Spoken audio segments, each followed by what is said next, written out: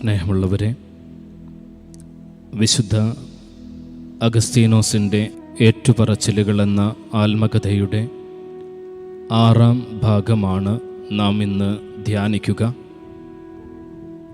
ഇരയെ വിട്ടുകളയാതെ അതിൻ്റെ പിന്നാലെ ഒരു വേട്ടപ്പട്ടിയെ കണക്ക് ഓടുന്ന ഒരാളെ പോലെ മോനിക്ക എന്ന അമ്മ അഗസ്റ്റിൻ എന്ന ഇരയ്ക്കു വേണ്ടി ഓട്ടം തുടരുന്ന കാഴ്ചകളാണ് 6-ാം അധ്യായത്തിലുള്ളത്. സിപ്രിയാൻ്റെ കപ്പേളയിൽ വെച്ച് അമ്മയെ പറ്റിച്ച് അഗസ്റ്റിൻ റോമിലേക്ക് കപ്പൽ കയറിയപ്പോൾ കുറേയൊക്കെ കരഞ്ഞെങ്കിലും വിട്ടുപിരിയാൻ അമ്മയ്ക്ക് പറ്റില്ലായിരുന്നു. അതുകൊണ്ട് തന്നെ അടുത്ത ദിവസങ്ങളിൽ അമ്മയും റോമിലേക്ക് കപ്പൽ കയറി. ഈ കപ്പൽ യാത്രയ്ക്ക് ഒരു പ്രത്യേകതയുണ്ടായിരുന്നു. കടൽ ക്ഷോഭത്തിൽപ്പെട്ട് ഈ കപ്പൽ നശിക്കുമെന്ന് ഏതാണ്ട് ഉറപ്പായപ്പോൾ നാവികർ പോലും പേടിച്ച സമയത്ത് മോനിക്കാമ്മയാണ് ഈ നാവികർക്ക് ധൈര്യം പകർന്നു കൊടുത്തത്. മോനിക്ക നാവികരോട് പറഞ്ഞ വചനമിതായിരുന്നു: ഈ കപ്പൽ തുറമുഖത്ത് എത്തുക തന്നെ ചെയ്യും, കാരണം ഞാൻ റോമിലെത്തുമെന്ന് ദൈവം എനിക്ക് സ്വപ്നത്തിൽ ദർശനം തന്നിരുന്നു. അങ്ങനെ ഈ നാവികരെ ബലപ്പെടുത്തിയിട്ട് ഈ കപ്പൽ റോമിലെത്തി. അഗസ്റ്റിൻ ഒട്ടും വിചാരിച്ചില്ല ഇങ്ങനെയൊരു സാഹസം കാണിച്ച് അമ്മ റോമിലെത്തുമെന്ന്. പിന്നീട് ആത്മകഥയിൽ പറയുന്നത്, ഈ അമ്മ വിശുദ്ധരുടെ പള്ളികൾ മുഴുവൻ സന്ദർശിക്കാൻ നടക്കുന്നൊരു കാഴ്ചയാണ്.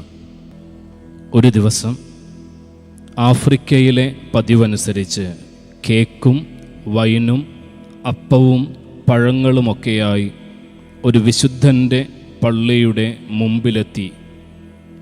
ഈ ഗേറ്റിൻ്റെ മുമ്പിൽ നിന്ന് കാവൽക്കാരൻ തടഞ്ഞിട്ട് പറഞ്ഞു, ഇത്തരം ആചാരങ്ങളും അനുഷ്ഠാനങ്ങളുമൊക്കെ ഈ നാട്ടിലെ മെത്രാനച്ചൻ വിലക്കിയിരിക്കുകയാണ്.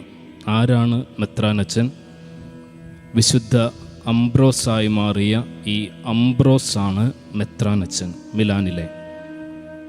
ഈ മെത്രാനച്ചൻ ഈ നാട്ടിലെ പരമ്പരാഗതമായ അതിരുവിട്ട ആചാരങ്ങളും അനുഷ്ഠാനങ്ങളും കാർക്കശ്യത്തോടെ വഴിപാടുകൾ, നേർച്ചകൾ, തിരുനാളിനോടനുബന്ധിച്ചുള്ള അമിതമായ മദ്യപാനം പോലും ഒരു ആചാരമായിരുന്നു നാട്ടിൽ. ഈ അംബ്രോസ് എന്ന് പറയുന്ന മെത്രാനച്ചൻ വളരെ കാർക്കശ്യത്തോടുകൂടി ഇത്തരം ആചാരങ്ങളും അനുഷ്ഠാനങ്ങളും വിലക്കി. അതിൻ്റെ കാരണം വ്യക്തമായി ആത്മകഥയിൽ അഗസ്റ്റിൻ എഴുതുന്നതിങ്ങനെയാണ്: വിശുദ്ധരുടെ തിരുനാളുകൾ ആഘോഷങ്ങളായി അധപ്പതിച്ചു തുടങ്ങിയിരുന്നു. ആ ഓരോ തിരുനാളിൻ്റെയും അർത്ഥം മനസ്സിലാക്കിയ മെത്രാനച്ചൻ എന്താണ് തിരുനാളെന്ന് ജനങ്ങളെ ബോധ്യപ്പെടുത്തിക്കൊണ്ടിരുന്നു. അഗസ്റ്റിൻ എഴുതുന്നതിങ്ങനെയാണ്: ഒത്തിരിയേറെ പാരമ്പര്യങ്ങളിൽ വിശ്വസിച്ചിരുന്ന എൻ്റെ അമ്മ, ഈ മെത്രാനച്ചൻ എൻ്റെ ജീവിതത്തിൽ പതിയെ ഇടപെട്ട് തുടങ്ങിയത് അറിഞ്ഞിട്ടുണ്ടായതുകൊണ്ട് ഒരു യഥാർത്ഥ വിശ്വാസിയായി ആ ഗേറ്റിൻ്റെ മുമ്പിൽ നിന്ന് തിരിച്ചു പോന്നു. കാരണം ഈ മെത്രാനച്ചൻ പറയുന്ന വാക്കുകളും എടുക്കുന്ന നിലപാടുകളും ദൈവത്തിൻ്റെ ഇഷ്ടപ്രകാരമാണെന്ന് ഈ മോനിക്ക വിശ്വസിച്ചിരുന്നു.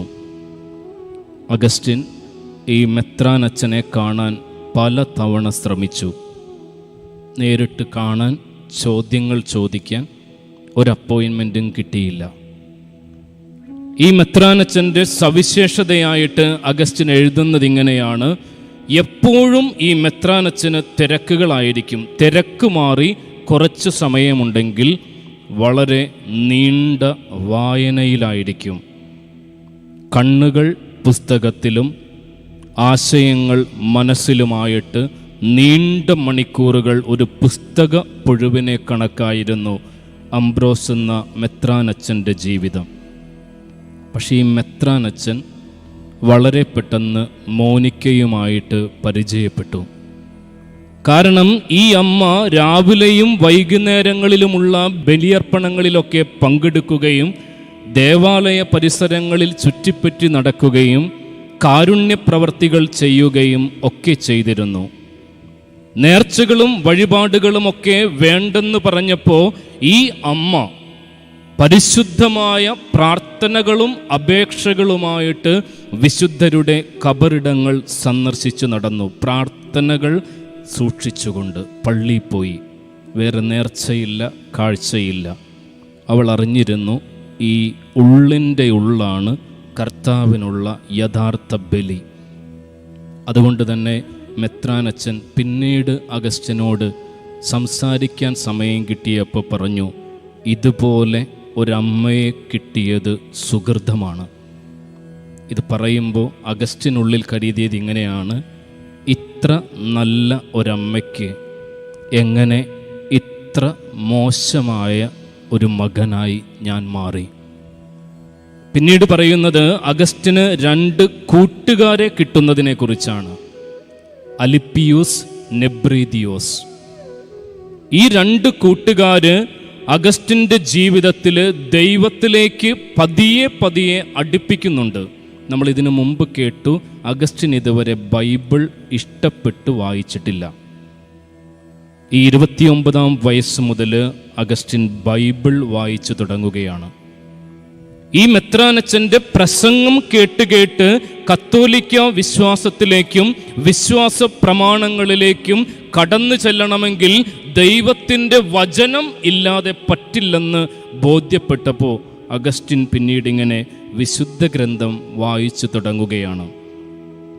ഇത്രയും വരെ വായിച്ചെത്തുമ്പോൾ നമുക്ക് തോന്നും അഗസ്റ്റിന് നല്ലൊരു മാറ്റം വന്നു തുടങ്ങി. പക്ഷെ കഥയുടെ ട്വിസ്റ്റ് വീണ്ടും മാറുകയാണ്. മോനിക്ക ഈ സമയം മുഴുവനും അഗസ്റ്റിന് ഒരു പെണ്ണാലോചിക്കുകയാണ്. അവൻ്റെ കല്യാണം നടത്താൻ വേണ്ടി അതിനു പറ്റിയ ഒരു പെണ്ണിനെ കണ്ടെത്തി.